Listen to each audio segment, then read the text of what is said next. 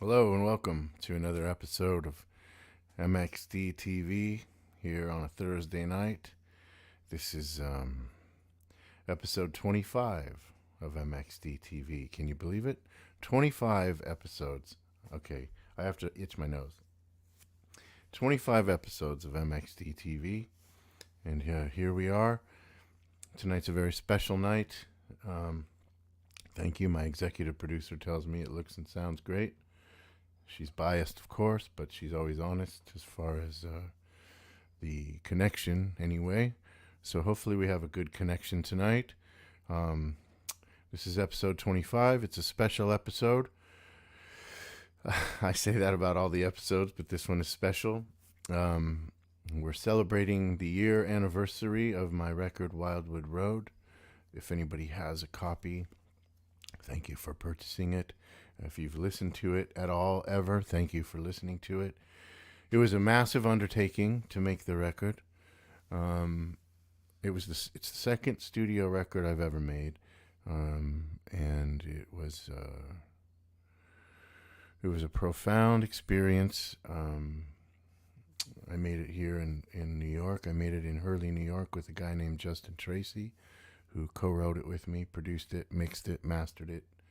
Made it sound beautiful, taught me a lot, told me when I was singing out of tune, which was all the time. But he's a patient man, and he's a good man, and I'm indebted to him, and I'm glad I found him. The way we're going to celebrate is this. I'm going to play a bunch of songs off of the record is split into two sides because we had it put onto vinyl. The way the songs were constructed, the way the record was constructed and sequenced, it was in the fashion of knowing that they were going to be a group of songs were going to be on one side, on side one, and then a group of songs were going to be on side two. We planned it, we thought about it carefully, and the other way we're going to celebrate is. We made a video for one of the songs, a song called The Queens of Coming and Going, which is the most streamed song, the most listened to song, as far as I know, out of all the songs on the record. And the only reason I say that is all of this is pretty new to me, but when one puts songs up into the ether, for them to be heard. The only metric I have, or the only platform that keeps track of things and lets me know how it's going and who's listening and how many people are listening, is Spotify. So if people are listening on other platforms, I don't know about it. And Bandcamp. But Spotify is probably maybe the most used. And on Spotify, The Queens of Coming and Going has been streamed close to 34,000 times, so all over the world, which is insane. It's insane, and it's exciting, and it's a really cool thing, and I'm just so grateful to everybody and to anybody that's listened to the record. And I'm in the process of making a new one, but tonight what we're going to do is we're going to focus on Wildwood Road, and I'm going to read you a bunch of stuff that is related. We're going to talk about the lyrics, and I'm gonna play the first side in order. So what that means is the Queens of Coming and Going is track 1, 2, 3, 4. Wait, drove out through the dust, California. Yes, it's track 4. So when I get to that track, I'm not going to play it. I'm going to play the video. So I plan to play that first, but after thinking about it, I think I'm going to do it this way. I'm going to read you some stuff that I have not ever read, I don't think, to anybody. And maybe I shouldn't, but I think it's important just in the construction of this record and what I was going through. It's no secret that I am a recovering alcoholic and drug addict. If you know me, you know all about that because it's all I ever talk about.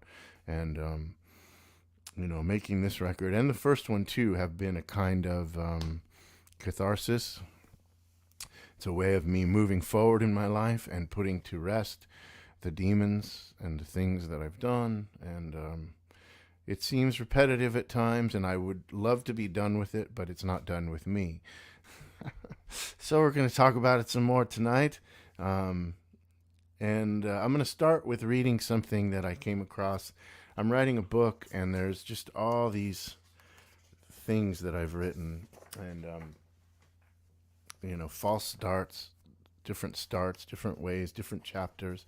This is something called "Here's Where It Went Down," and I'm going to start the evening with this, and then we'll kind of jump into some songs, and then we'll just proceed. But this one's called "Here's Where It Went Down."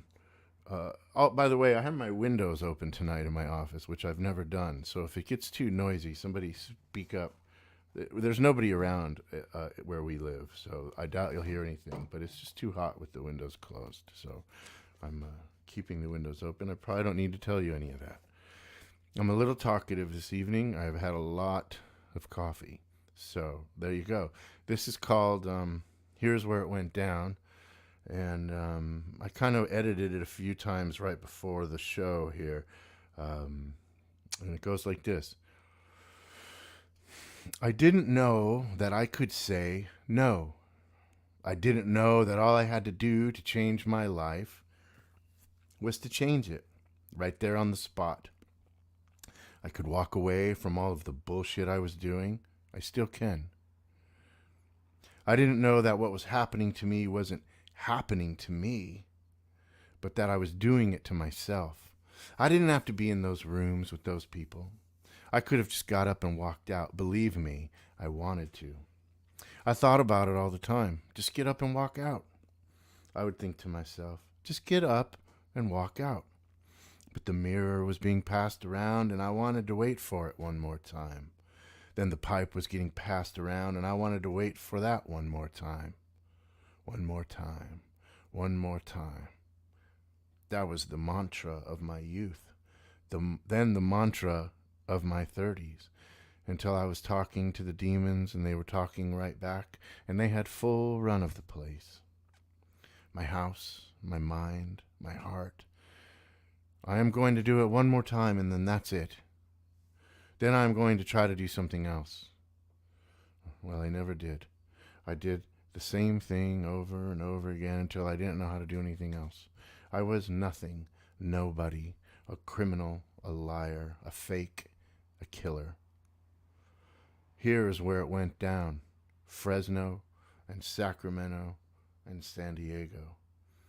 Livingstones, Butterfields, the Highlight, Ewells, the Sands, the Astro Motel, the London Motel, Nick's, Intimo, Adrian's, the Fresno Motel, Stardust, Top of the World, the Streets of London, Old Ironsides, the Fox and Goose, the Monte Carlo, the Press Club, the place on 10th Street, the place on 26th, the place on 32nd, West Sacramento, Old Town, South Park, North Park, El Cajon, Spring Valley, the Gas Lamp, by the light rail, the downtown mall. I moved from one city to the next, and I was exactly the same person. I would change it up for a bit and then go right back to the way I was. In Sacramento, I went back to school and ran a restaurant. I wrote for the Sacramento City College Literary Magazine and hosted the readings. I ran the restaurant with precision and care, and I was well liked, and I did it with ease and confidence, and then the old ways crept back in, and I changed again, and I didn't know how to change it back. I was whipped into a frenzy, and I was a fucking lunatic. Then I went back to Fresno, into the belly of the beast, into the maw of the tiger. I was only okay for a month at best, and I ended up on Motel Drive, and I had completely lost the battle. I couldn't change. What are you doing here, man? I would hear it over and over again. What are you doing here, man? Get the fuck out of here, man. I was so sorely out of place that the denizens of fear didn't want me around, upsetting the balance, the stranglehold they had on the abyss. I was an anomaly, a gesture of something happening, the sphere breaking apart, the hollowed out empty place we were creating. I became the center of it. My sister looked into my face and said, "Please stop." A simple request, a loving one, a desperate command. I told her I would not, that this is the way I am going to live until I die. I want to live no other way. I am strapped in. I will ride this thing to the very end. It is my duty. I had pushed the voice and the heart and the spirit so far away into the interior of my body, they could find no way out. I was empty of all knowing or caring. I had no regard for life, my own or yours or hers. I would take everything from you if you let me. You didn't even have to let me. I would just take it. And then Fresno came to a swirling maelstrom of hate and fuck-ups and fuck-overs that I had to leave because there was nowhere else for me to go. So I went to rehab in the mountains and emerged overweight and exhausted and clean and wondering what the fuck I had done. And I went to San Diego and moved in with my sister and went back to school, the University of San Diego, and worked in the English department and wrote poems and plays and ran along the beach and ran through the city and back to the beach where I lived. And still, I wasn't done.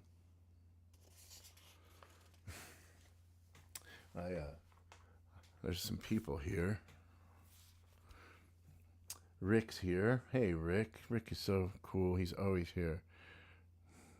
Oh, you already watched it? Yes, you can watch it. It's on. You can watch it because I premiered it exactly at 8 o'clock. Yes, Anti-Oxymoron is Anomaly in the Abyss. Right. That's Jason Albright, who was there while this was happening in Sacramento. In fact, we lived together for quite some time, and he was also in the caught up in the fray. There's a heart from my wife, and then my good buddy, hola, Paul. My good buddy, Paul Alarengus is here. Thanks for tuning in, Paul. I always struggle with your last name, but I'm so glad you're here. Paul's a good friend of ours, and always tunes into the show. Has his own radio show, and feel free to post your link, Paul, up on the comments.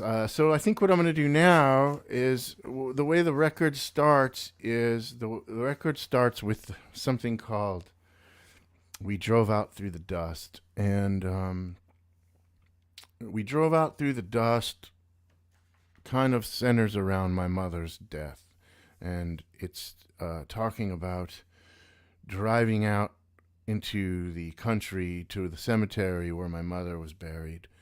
And it was one of the last things we recorded in the studio, and Justin is brilliant, and he came up with the music you hear on the record he composed before he'd heard the piece I had written. And I had something written, and we were talking about, I said, I want something, we had all these little bits of music from all the other songs we had. Hey, Leslie, my cousin Leslie's here. Hey, thanks for tuning in. Love my cousin Leslie, who is from Visalia, but I think, where are you now, Leslie? I can't remember. She's in like Santa Barbara or San Jose. I think she's in San Jose. Anyway, I had this piece written. I had it on my phone. It's called "We Drove Out." I don't think I even had a name for it. I had this printed on my phone, and I told Justin I have this idea for like a spoken word thing, and he started when we had this little bit of music. Yeah, San Jose. So we had this little bit of music that was one of the ambient tracks from another song, and he started building around that, and I'm sitting off. He's at the controls, and I'm sitting off his right shoulder, and I'm like, we're in the country, driving through the country, through the rundown country, on our way to a graveyard. He's like, I got you. I know what you're talking about. And I hadn't told him that yet, but he said, I already know what you're talking about. He started composing this music. And by this time, we'd been working together for quite a while. And it was like he knew what we needed. And I had this on my phone. And I'm going to read you the whole thing, and then I'm going to play it for you. But this is what I had on my phone. And then he played the music, and put a microphone up to me, and I improvised what you hear on the record with a couple little changes, but I believe it was the first take that I improvised. I think we changed to the end, and I'll tell you where we changed it. But this is what I had on my phone. We drove out through the dust, beyond the abandoned buildings and filthy warehouses, into the kingdom of grapes and the luminous peach trees, where my mother is buried, and the chain-link fence bends down beneath the weight of an ancient tree. I laughed at the names, Timothy Buck II and John Marvin Blue. There were sisters and brothers, mothers and fathers, and orphans and criminals and soldiers and the forgotten. They are all buried there. I stayed on as long as I could, and then I finally left and moved north where the San Joaquin cut the city in half. It was there the days got longer and longer until one fused into the next, and the methamphetamine the bikers were making kept me up for days. That was the line we changed. I'll tell you. I found a black widow nesting under the arm of my couch. I smashed all the mirrors with beer bottles and ripped out the sink. I started to twitch and shake. My apartment, the one owned by Peter Harlow, was filled with people coming and going. There was Cleats and Kid Durango and Jason and Gypsy and the most enigmatic Lisa, who would blow into town from time to time with a different hairstyle and a different look in a different car, and a purse full of credit cards didn't belong to her, and a pound of uncut glass shards of methamphetamine, and she would stay until we had done our share, and the rest was ready for the bikers, and then she'd be gone again, and I never knew when she was coming back. I finally left town, and I left all my stuff behind and moved down south to try to start over again. I started running long distances up and down the beach and on the boardwalk, and I would run all the way downtown through the baseball park and back home. I went to work for the Greek lady, and I went back to school and wrote poems again and started playing the guitar again, and it almost stuck until it didn't, and then I was off and running, and that was the last one, and it was a doozy. And the twitch came back, and there was tombstones in my eyes. I was talking to every ghost I had made and the ones that had been following me around, and mostly I was in conversation with my constant companion, Mr. Sorrow, who wanted me dead. And he talked to me about it all the time, and it was our favorite subject. Somehow, though, and here is where it gets strange, I mean really strange, because every bone in my body was pliant and tender, and it hurt to touch anything, and there were bugs crawling all over me, and my right side was paralyzed, and I was twitching and talking to ghosts, and then for no reason at all, except I wasn't ready to die just yet, I guess, I walked into a room and started talking and got my guitar out of hock. Really, it was Russ that got it out, but I got it out, and I started listening to Thelonious Monk, and I started writing poems again. And I went to work in the fucking grocery store stacking beer and telling everybody I was okay when I wasn't. And I started running again, and I was listening to Thelonious Monk, and I was trying to write poems again, and then she walked in. So I had all that nonsense on my phone.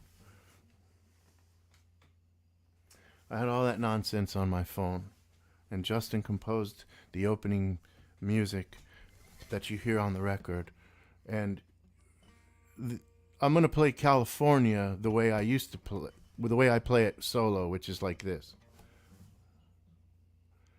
I'm going to play California, which is the second song, the first real song, I guess, like this. But Justin changed to that, and he played it like this.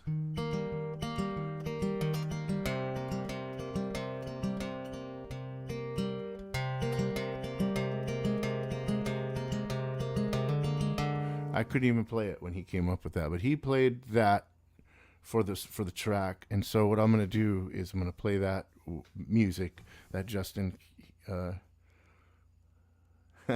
going to play that with We Drove Out Through the Dust. So I'm going to do this.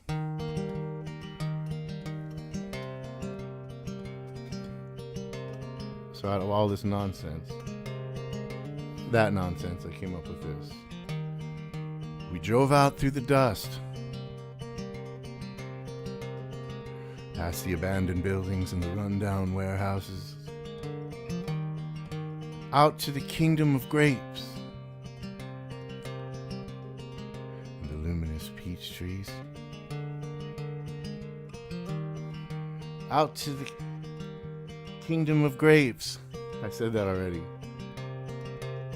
And the luminous peach trees. Out to where the chain link fence bent down beneath the weight of an ancient tree.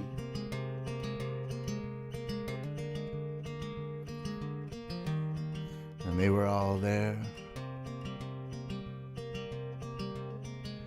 Fathers and mothers, sisters and liars and killers. They were all buried there.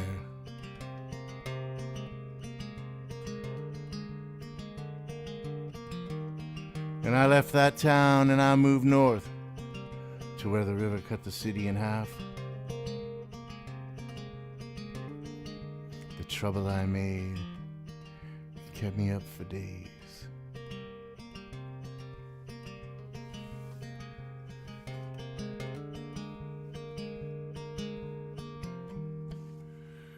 So I improvised that, and I think what I said was I kept it the same, and the methamphetamine the bikers was making kept me up for days. And that was the first take, and Justin looked at me and he said, maybe not that.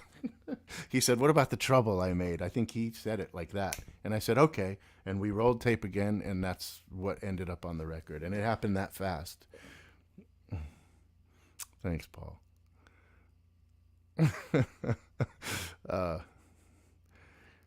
So I'm going to play...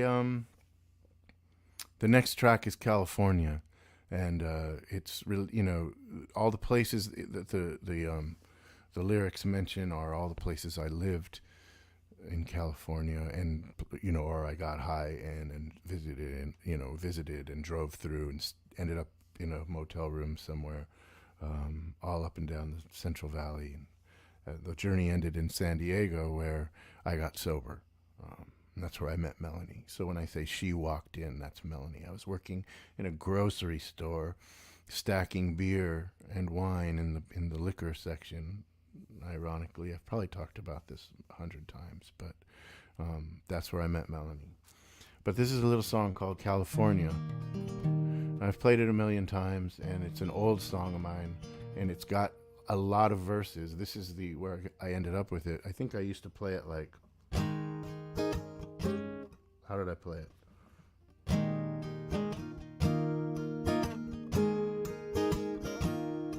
think it was something like this. And I had all these verses. I think the first one was something like, they come from credit cards. I don't know. You're stupid. This is the song I ended up with. And I knew I wanted it to be the first track.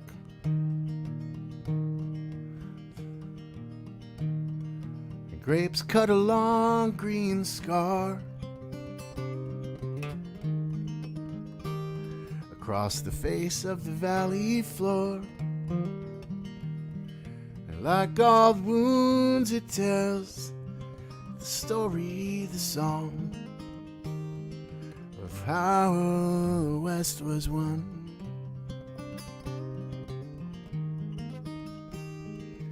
Out in California,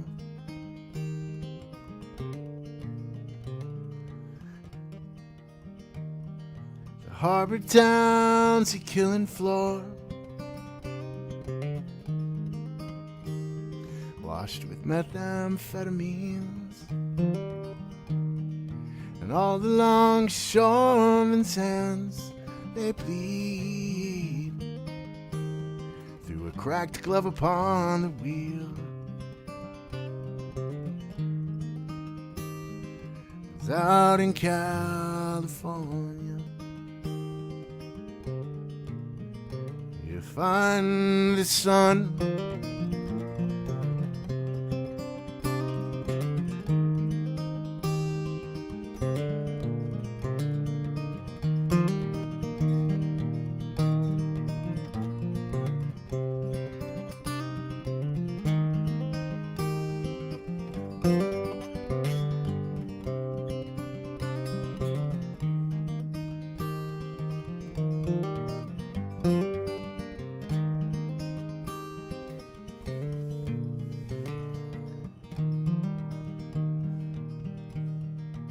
up north the capital gain.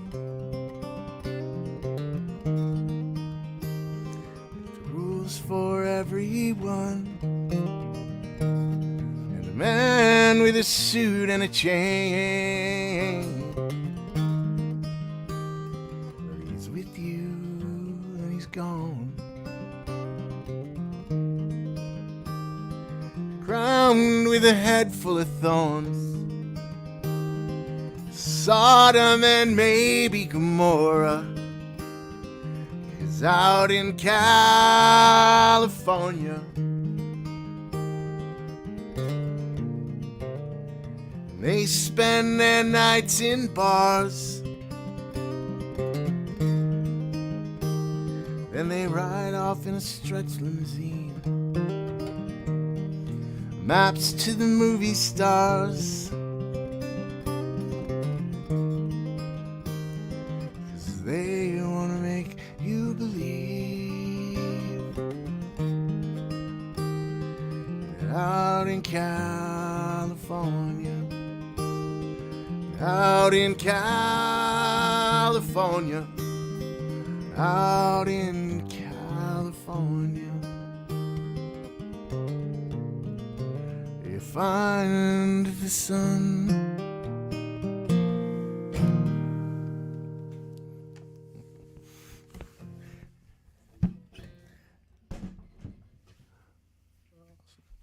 The significance of the refrain, you'll find the sun, is that California, or the West, has always represented a better place, or where somebody goes to improve themselves, or to get something, or to gain something. It's supposed to be like a promised land. It often symbolizes hope or a new life, right? The West. But I was born and raised there, and all I knew was the darkness of it. And true enough that California is one of the most beautiful and diverse landscapes you could ever witness, but it's also one of the darkest places. And you know, if you've ever been to Los Angeles and been on Skid Row, that's maybe one of the most desperate places I've ever seen in my life. I mean, if you've never seen that, you should. I think everybody should. It's just like the most devastating human. I mean, I'm sure there's worse, but that's the worst thing I've ever seen, where humans are just living on the street, using drugs, with right out in the open, and sleeping on the street, and fighting, and going to the bathroom there on the street, and it smells like it's really an awful place. I don't know how I got on that, but California is a tough place, and that's where I was born and raised. And my wife says this: California is where I found you. See, she came west, found me, and that's my sister, and then my buddy Joe's here. Hey, Joe.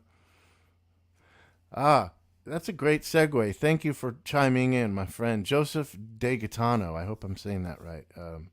Is a really great guy. Yeah, California's a tough place. Hey, Jay.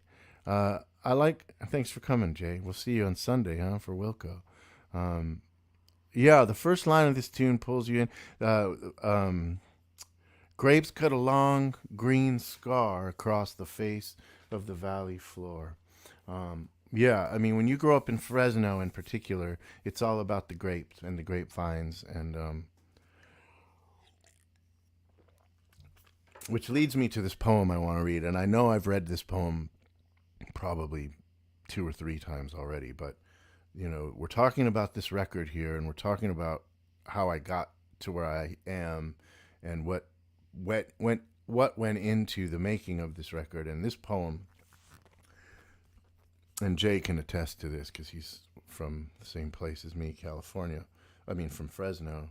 Dried grapes, right.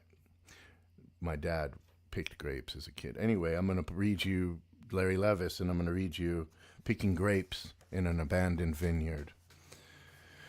And it goes like this. I mean, this is maybe, there's 5 most important pieces of writing in my life. This is maybe one of them.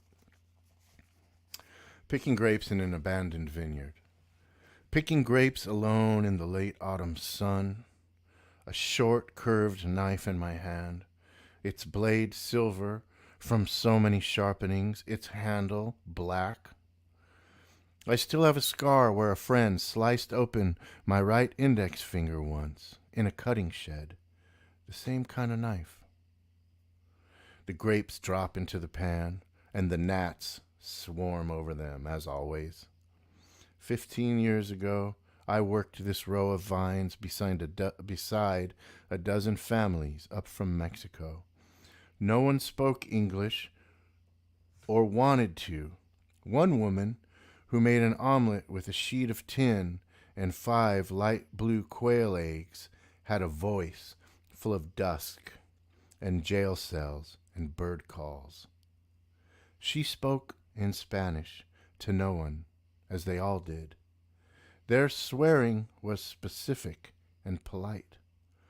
I remember 2 of them clearly, a man named T, 6 feet, 9 inches tall, at the age of 62, who wore white spats into downtown Fresno each Saturday night, an alcoholic giant whom the women loved. One chilled morning, they found him dead outside the Rose Cafe. And Angel Dominguez, who came to work for my grandfather in 1910, and who saved for years to buy 20 acres of rotting Thompson seedless vines, while the sun flared all one August. He decided he was dying of a rare disease and spent his money and his last years on specialists, who found nothing wrong. T laughed and, tipping back a bottle of muscatel, said, "Nothing's wrong. You're just dying." At 17, I discovered Parlier, California, with its sad, topless bar and its one main street and its opium. I would stand still and chalk my cue stick in Johnny Pelori's East Front pool hall and watch the room filling with tobacco smoke as the sun set through one window. Now all I hear are the vines rustling as I go from one to the next. The long canes holding up dry leaves reddening so late in the year. What the vines want must be this silence spreading over each town, over the dance halls and the dying parks, and the police drowsing in their cruisers under the stars. What the man who worked here wanted was a drink strong enough to let out what laughter they had. I can still see the 2 of them. T smiles and lets his yellow teeth shine, while Angel, the serious one, for whom death was a rare disease, purses his lips and looks down as if he is already mourning himself, a soft gray hat between his hands. Today, in honor of them, I press my thumb against the flat part of this blade and steady a bunch of red Malaga grapes with one hand, the way they showed me, and cut, and close my eyes to hear them laugh at me again, and then, hearing nothing, no one, carry the grapes up into the solemn house where I was born. I love that poem. That last bit there, "to nothing, to no one," is so Phil Levine to me, and it's a very Fresno poet thing to say. All of it is so Fresno poetry, and it's been a massive influence on my life. I'm going to play the next song on the record, which is The Cautionary Tale of Richard Manuel. Now, it seems maybe a little out of place because the other songs are so obviously autobiographical, and suddenly I tried to write a song from the point of view of Richard Manuel loosely. I just was trying to do something different.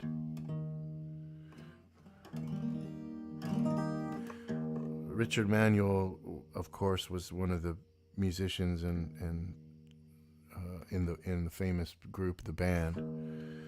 And he was the one with the really high voice. He played piano, and then sometimes when they switched around, he would play drums. And he started out as Robbie Robertson's songwriting partner,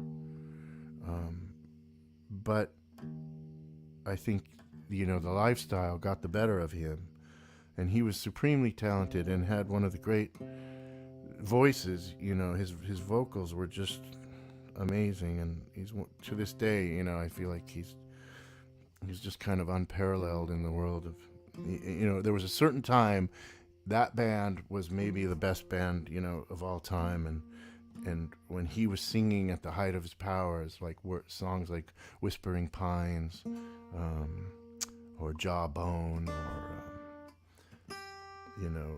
Tears of Rage. I mean, those are some of the great vocal performances, in my opinion. So listen to those if you get a chance. And in this song, I mention a lot of the songs that the band wrote there, and I steal a lot of the lyrics. The lyrics from Tears of Rage are in this song.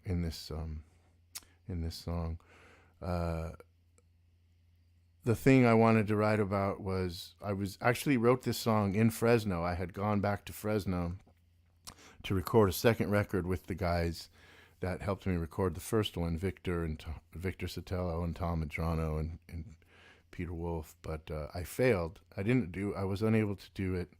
And I had just a bunch of fragmentary songs, and Victor tried desperately to help me, but we couldn't do it, and it was my fault. But I did write this song in my old house, and I was listening to a lot of Guided by Voices at the time. I was trying to do something different, and it gave me this.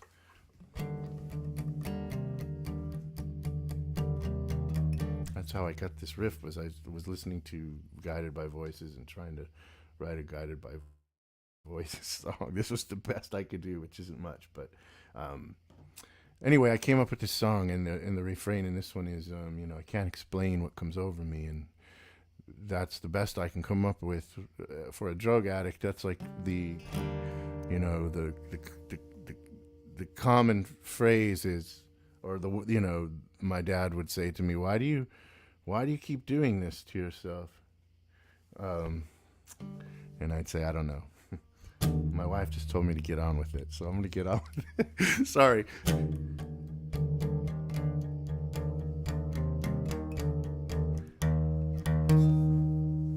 This is Cautionary Tale of Richard Manuel.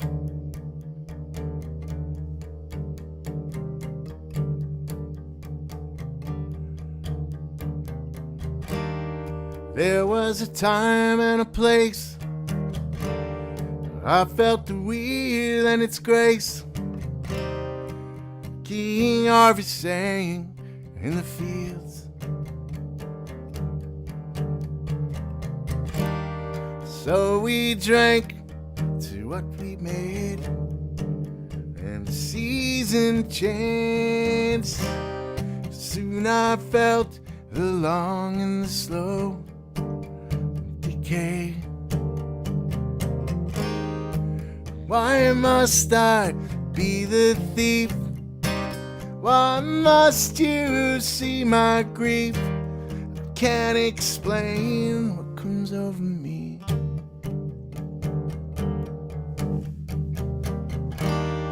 Then I was crushed by the weight.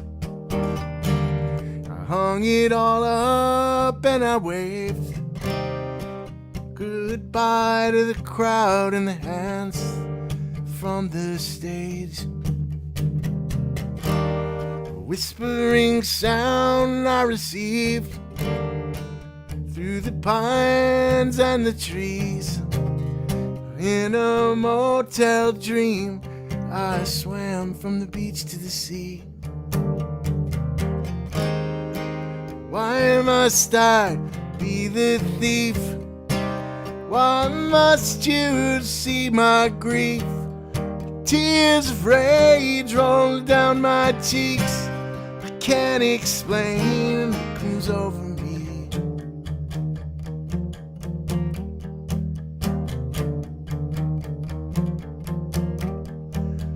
At home, so far away. And home, so far away. And home, so far away. Why must I be the thief? Why must you see my grief? Tears of rage roll down my cheek. Can't explain. Can't explain. I can't explain. Can't explain what comes over me. What comes over me? Oh, what comes over me? Oh, what comes over me? Oh, what comes over me? Oh, what comes over me?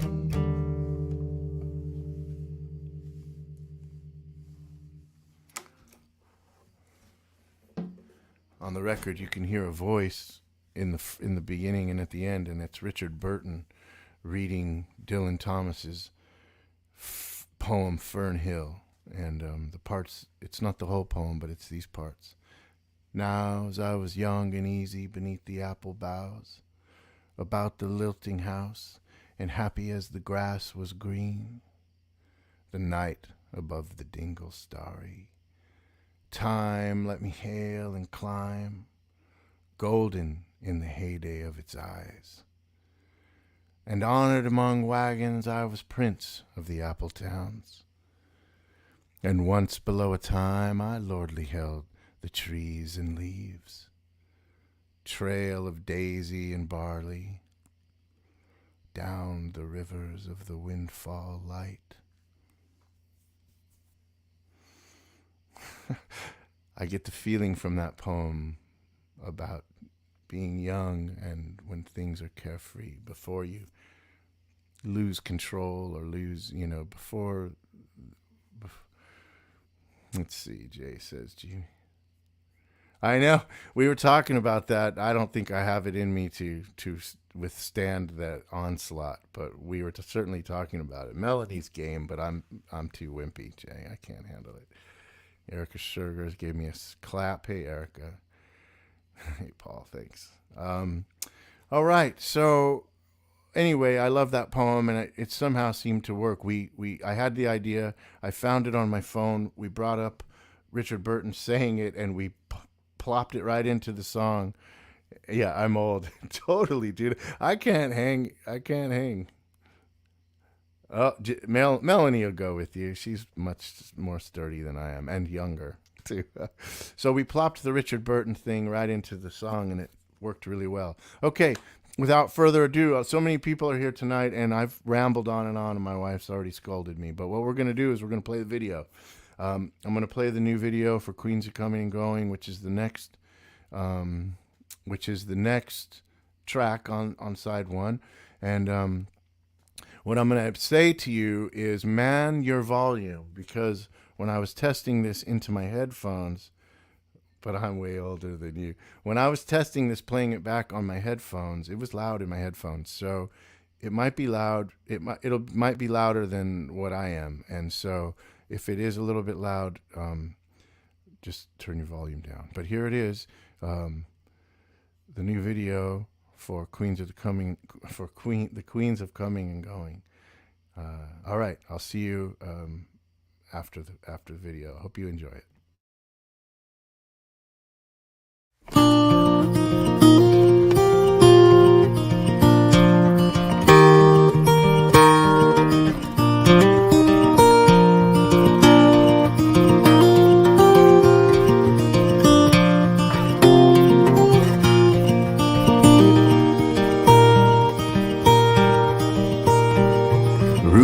Was rich with magazines. The chain had been released. In the darkness, you could see. Fingers sick with rings. There were no more wedding bells.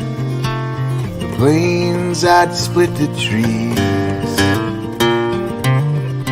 And they sat on the edge of the bed with the Queen of London scene. And it was a time of infamy, a time of fallen kings. In the courtroom, been laid bare. The truth had been decreed. You thought you might get away. You thought that you might break free. It's when you found out that you'd been ensnared by the Queen of London scene.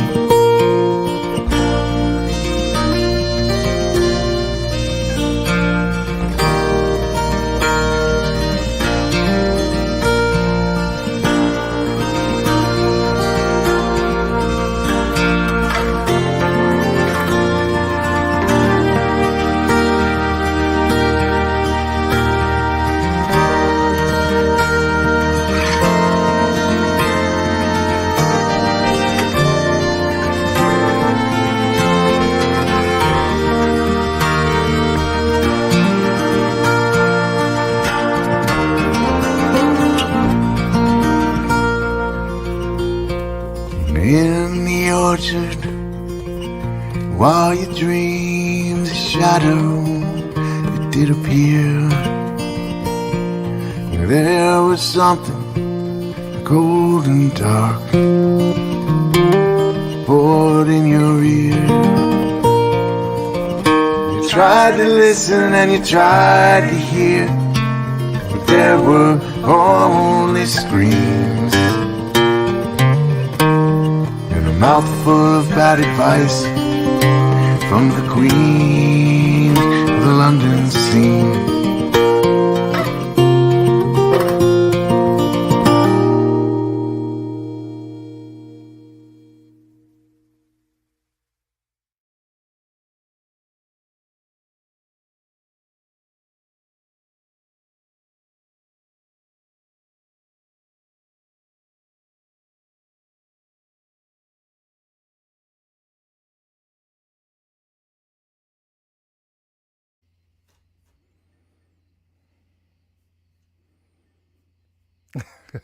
Okay, there it is. Hopefully it wasn't too loud. I had to turn my headphones down a little bit. I have them cranked for the show. Let's see. We've got some. Let's see. Okay, we're still talking about Dinosaur Jr. Joe called me a rock star. Paul says awesome. Melanie says love it. And my sister says, yeah. Oh, well, it's really nice. There's so many people here tonight, and it is exciting. There's my other sister, Franny. Thank you.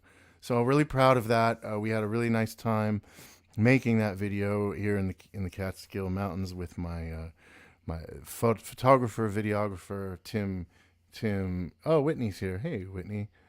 Thanks for the post earlier today, too. That was really sweet.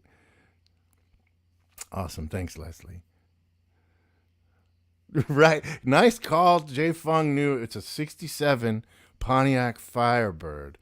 It was a terrifying driving that car. The brakes didn't work, and I was scared the whole time. You wouldn't know it. I looked very cool in the video, but I was terrified. Yeah, right. It's a 1967 Pontiac Firebird. What's that called? Where the top doesn't come? Convertible. Yeah. Thanks, Whitney. It's so cool. Thanks for being here too. So yeah, we had a blast making that. We shot that in a barn here in Bearsville. The interior bits we shot that at this barn in Bearsville, New York, and then later that evening we went back out and yes. This is true. It is true that I had a Nissan white pickup that had no brakes, and I would have to pull the handbrake to the emergency brake to stop it years ago.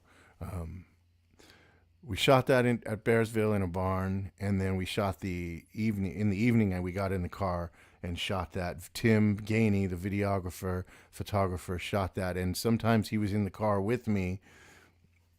Here's all the credits, and I'm going to get to that. Thank you, Melanie. So Tim sometimes was in the car with me, and then sometimes he was in a car in front of me in front of me or behind me with his wife, the lovely Nancy Gainey.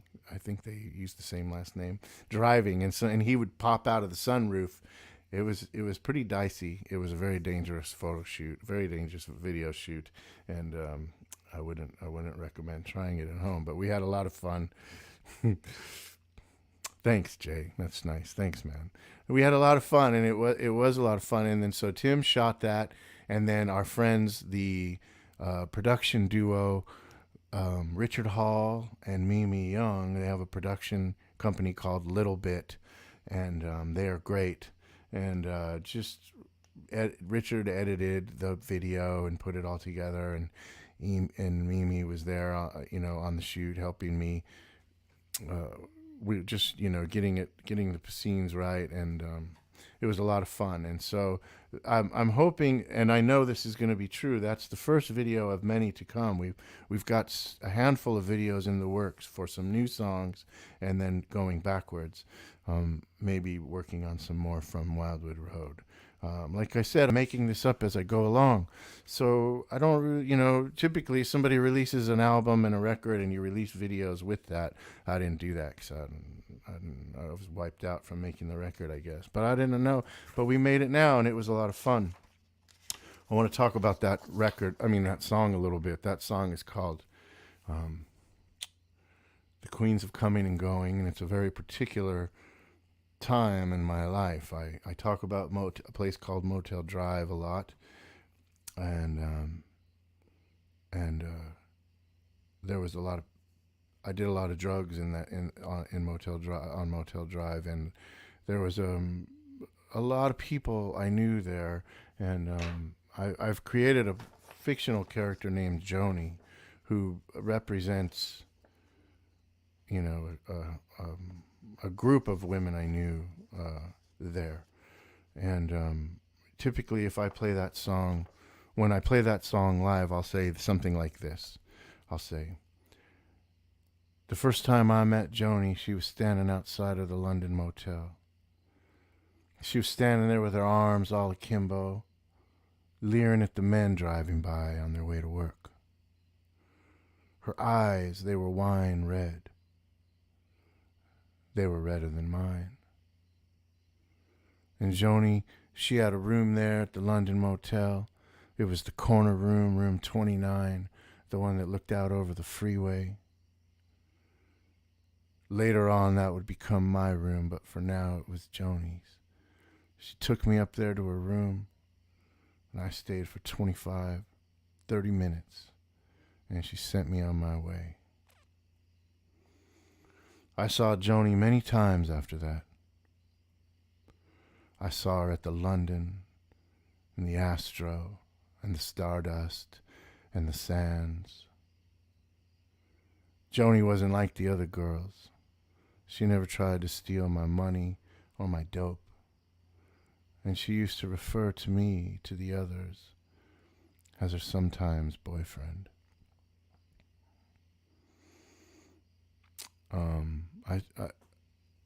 There was a woman like that it's mainly about, and I don't really remember her name, but the humanity that you encounter in these places, the whole song and the poem, and this poem that I'm about to read to you, it's a hard subject to talk about.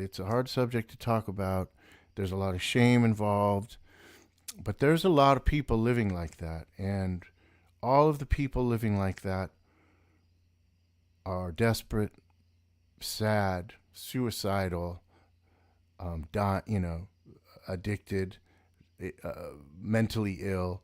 And there's moments in those places where you experience real humanity, real love, real compassion, real tenderness, and that's what I'm trying to talk about when I talk about these things. You also get tricked into the allure of living like that, as if it could go on forever. It cannot, and it's a bad way to go. But in those, there are moments where you experience some humanity, and some compassion. I'm going to read you this poem called "The Girl from Cassandra," which also is about Joni and my time with her, and it's about my first encounter with her. You know, at the top of the show, I talked about just one more time, just one more time. I used to rationalize things to myself. I would say, well, I'm going to do. I would every time I crossed the threshold or I did something I knew I couldn't come back from, I would say, I'm doing this because I want to experience it and I want to write about it. And that was always my reasoning. But the real reason is that I just wanted to do it. So this is a poem called "The Girl from Cassandra." I've been at the London motel for 3 days in the corner room that looks out over Freeway 99, and I seesaw from window to peephole to see who is wandering by out on the street. An endless parade of motherfuckers, in the words of Michael Chabon, who is writing about Berkeley, which isn't far from here but might as well be another planet. I am on the edge of something very similar to death. An in-between place, a limbo, a nefarious and nebulous room above the earth and outside the hemisphere in a way I am now going to try to describe to you, even though I know I should just let these things go. Do you have any poems that aren't about Fresno? My wife asks me right before reading a draft of another poem, not this one, in which I attempt to talk about something else, but halfway through, I'm in the San Joaquin Valley, in the midst of another shitty summer, putting out cigarettes on my bedroom floor, and climbing in and out of the window, and pushing my desk up against the door, and sitting amidst a flotsam and jetsam of lighters, and singed hair in the back of my closet, adrift in a sea of dirty magazines. Convinced someone is looking for me. My sister, my father, my roommate, the boss of some restaurant I'm about to be fired from. "What do you want?" my eldest sister says when I call her on the phone and launch into a fabricated tragedy to cover up the existing one I inhabit.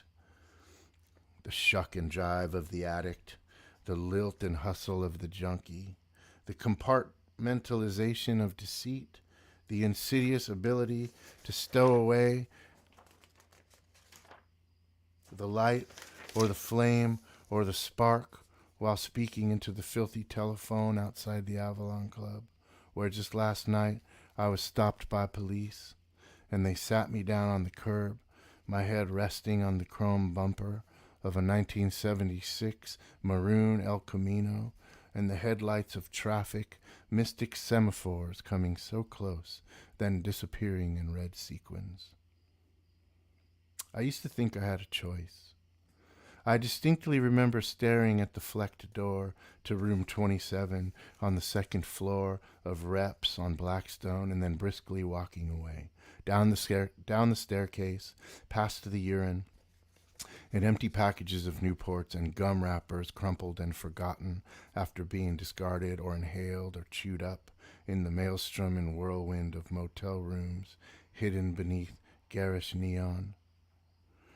A false exhibit of swim-capped divers, 6-foot sentinels in the moon blinking out, one tube at a time, behind flickering cacti and howling silhouettes of pink coyotes.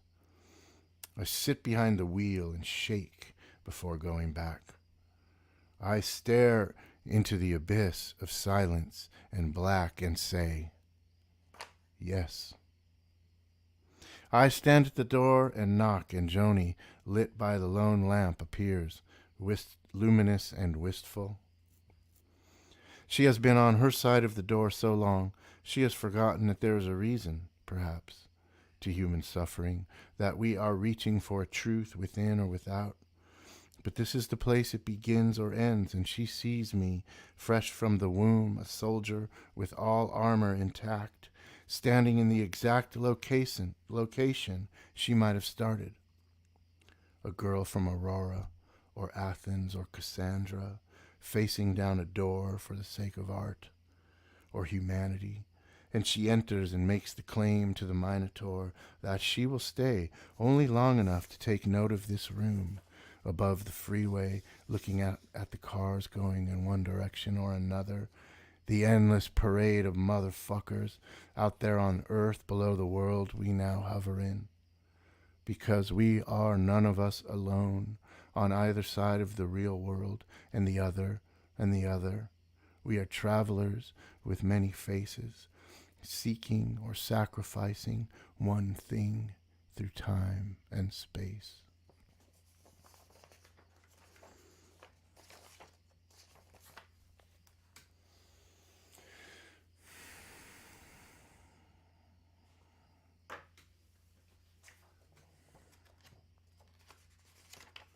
I had another thing I was going to read, but I'm not going to read it.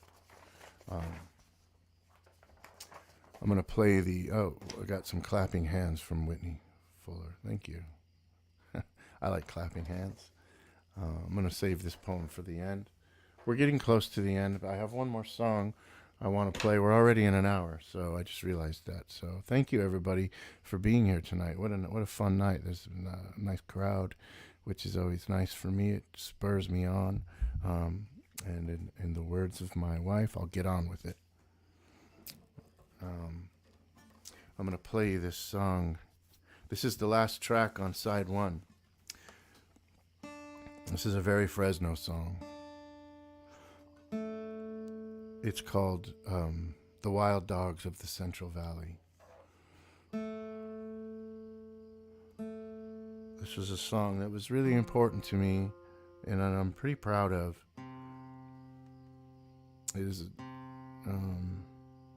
It captures a real particular time, and for me, it was right. My mother had died when I was living in Sacramento, and I was engaged to somebody.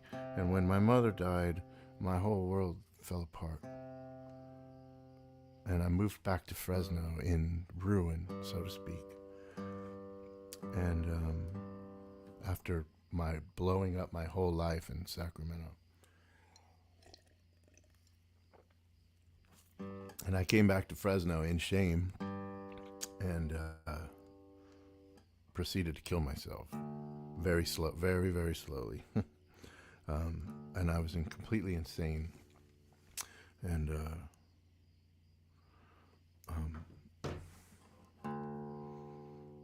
this is a song about that. Let's see. It goes like this. The Wild Dogs of the Central Valley.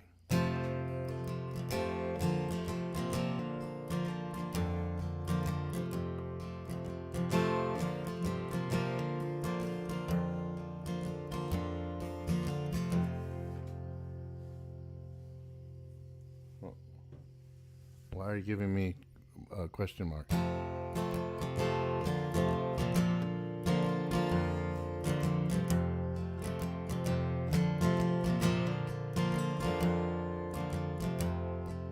You're all alone. The voice that you hear down the hall is your mother's voice.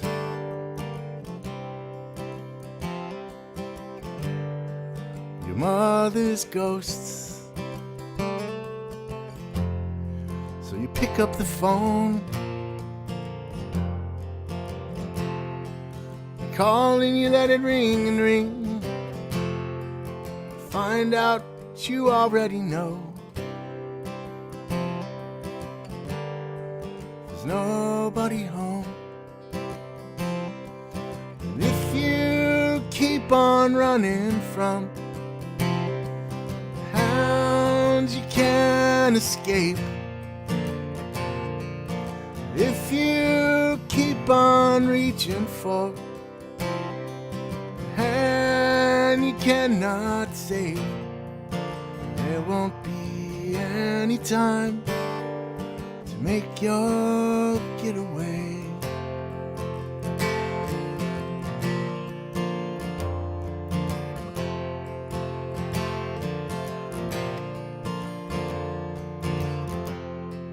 The money you spent, it's the money you stole from your sister's coat after she went to bed.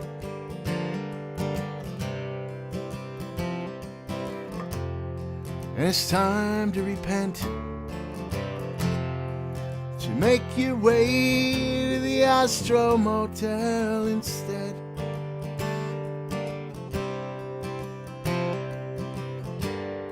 With your cocaine eyes. And if you keep on running from the hounds you can't escape, and if you keep on reaching for the hand you cannot save, there won't be any time to make your getaway. All alone now in the valley sun, all alone again, down and out again in the valley sun.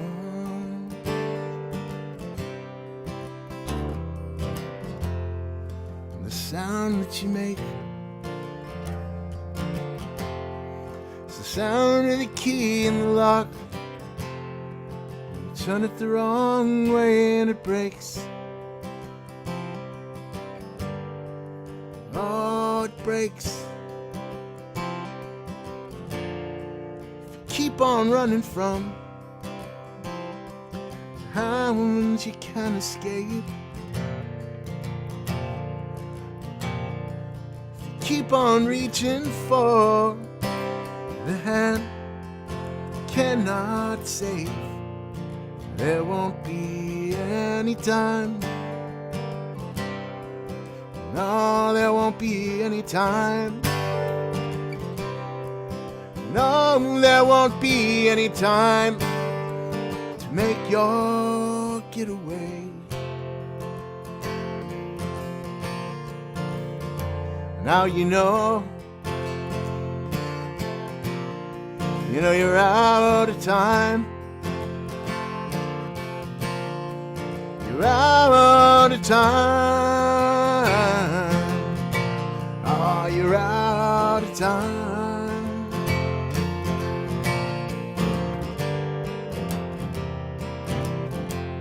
Well, it was 1987.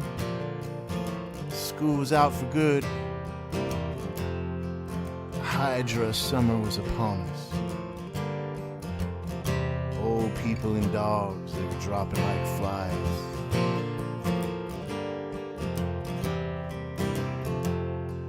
It's the summer they found Earl the Pearl dead in a dumpster behind the Tower Theater, with his armband back behind him like a question mark.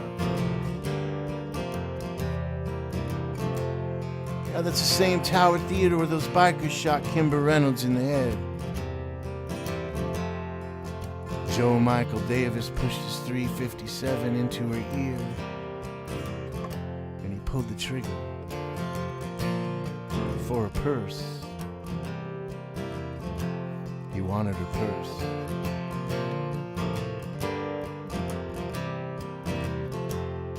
Well, the cops caught up to him later on and they gunned his ass down in the street. But that was later. Much later.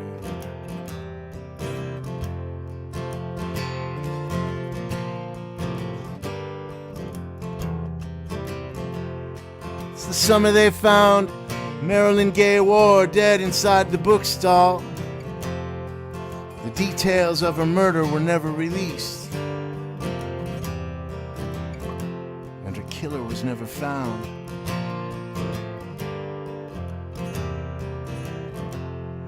never found who killed Earl either,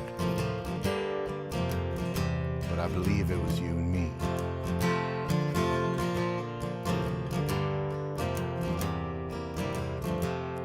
So here's the natural gospel of it all. All systems tower and collapse, and we babble in darkness, seeking foundations for other reconstructions, knowing all along that what works always is nothing.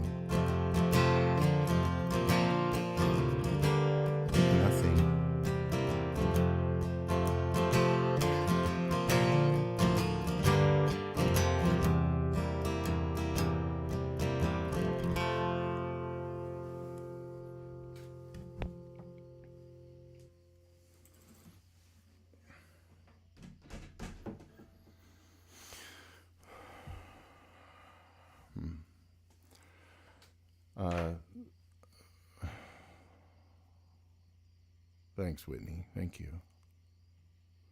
Yeah. Whew. The song is a very specific time, like I said, and then the whole bit at the end we did that. That is a different time, really. It's kind of giving you a sense of Fresno, which was a very violent place, and when I lived there, it had the highest murder rate per capita in the United States. So that's why I mentioned all those famous murders. The Kimber Reynolds murder at the Tower Theater was the one that it was that. Thanks, Lisa and Paul. Thank you. That was the murder that her father, the father of that woman, is the one that ended up putting the 3 strikes you're out law in place. 3 strikes you're out exists because of that particular murder. Those bikers that killed her were all violent offenders that shouldn't have been on the street. Basically, they shouldn't have been let out of jail. They were all repeat violent offenders, and they pulled up to this woman outside of the Tower Theater and shot her and took her purse. The other murder I mentioned, love you, Franny, thanks. The other murders I mentioned, one is Earl the Pearl, which is a made-up murder. Earl the Pearl was never murdered, as far as I know. Earl the Pearl was a homeless guy in the Tower District, Fresno area, who was kind of a fixture, and he was always begging for money, and he called himself Earl the Pearl. But I was always writing stories about him, and one of the stories I wrote about Earl the Pearl years ago was I tried to murder him in the story. And so, yes, it is awful.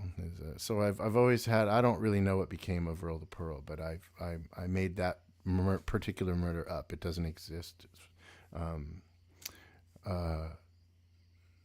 But that image of Earl the Pearl dead in a dumpster behind the Tower Theater with his arm bent back behind him like a question mark is from one of my stories.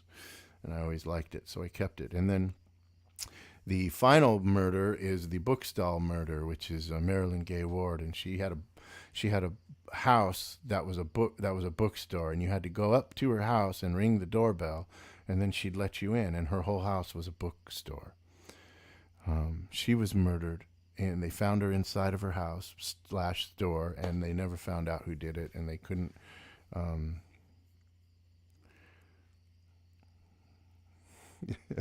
Right. Yes. They never found out who killed her. There was suspicions. There were some theories, but I'm not going to say what they are. But I'm going to read a couple poems, and then we're done. I know we've been here a long time, but I thank everybody for being here. I'm going to read you at the end of the Hydra Summer, that little spoken word piece where I talk about all those murders. I also say, here's the natural gospel of it all. All systems tower and collapse, and we babble in darkness, seeking foundations for other reconstructions, knowing all along that what works always is nothing. And that's from this book, one of my favorite books of poetry by a guy named David Bottoms, and this is a very pivotal book for me. And I bought it at the bookstall, Marilyn Gayward's bookstall, which I frequented, and it was one of my favorite places to go. I'd get high, and then I'd go to the bookstall, and I'd wander around in her house and buy buy books. And this one was one of my favorites, and still is. It's called "Shooting Rats at the Bibb County Dump," and that poem is called "All Systems Tower and Collapse." And I only have the end of it memorized. The whole poem goes like this. It's short. All systems tower and collapse. This should be a night for beer and good talk or Tennessee whiskey and motel girls. But tonight I drink and lie here alone, listening to walls say others have found better company to share their darkness. From the nightstand by the bed, Gideons offer me the company of old words, but their premise is all wrong. So is yours, and any philosophy that demands the found absolute of any method. Here's the natural gospel of it all. All systems tower and collapse, and we babble in darkness, seeking foundations for other reconstructions, knowing all along that what works always is nothing. I love that poem.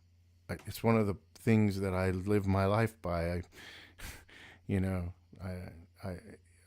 I find little bits in poems and songs, and I kind of shape my world around the things I find in these places. The end of the first side is the wild dogs of the Central Valley, and it's quite dark, and it's quite Whitney put the word morbid. Yeah, it's morbid. It's scary. It's dark. It's bloody. And it seems to lack hope. I have the chorus says, if you keep on running from the hounds, you can't escape. If you keep on reaching for the hands you cannot save, there won't be any time to make your getaway. The plight of the addict is that, you're always running from something, and you're always trying to save the world all at the same time, and neither one is a realistic, because you can't even take care of yourself. The second half of the record is a more hopeful half, and as I stated up front, later on in life I got sober and I found Melanie, and or Melanie found me, and we've built a life together. We have a child. We're married. We've been together.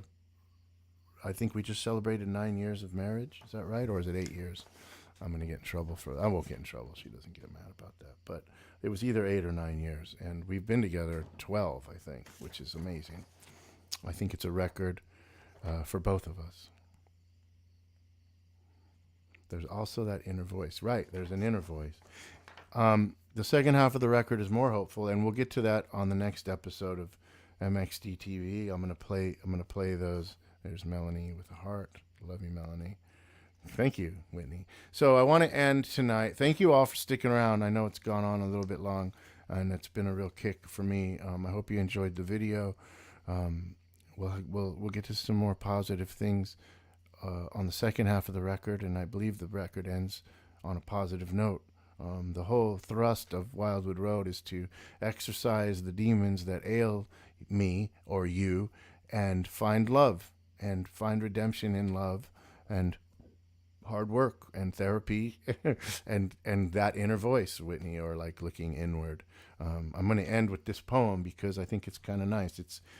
I typically go for longer, more obscure poems, but I came across this and I like it, and I love you too, Vic. I'm going to end with this. It's called, and this one's kind of for Melanie. Everything's for Melanie, but this one is for Melanie.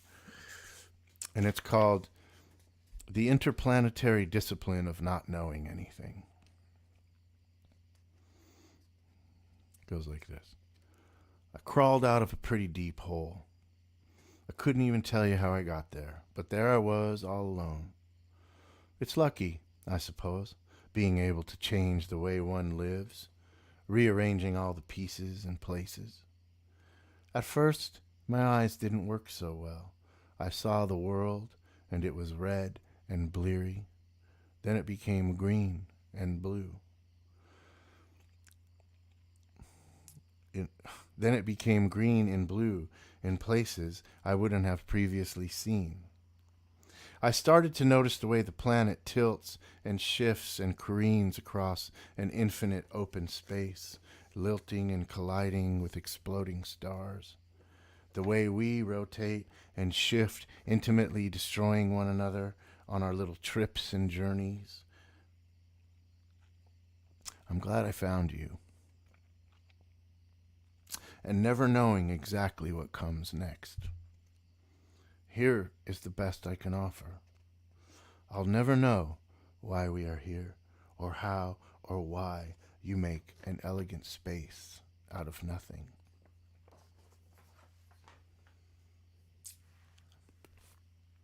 That's it. On a positive note, I try, Whitney, I try. What a fun night it's been. I feel really lucky that so many folks tuned in and that you were here to share this time with me. I hope you enjoyed it as much as I did.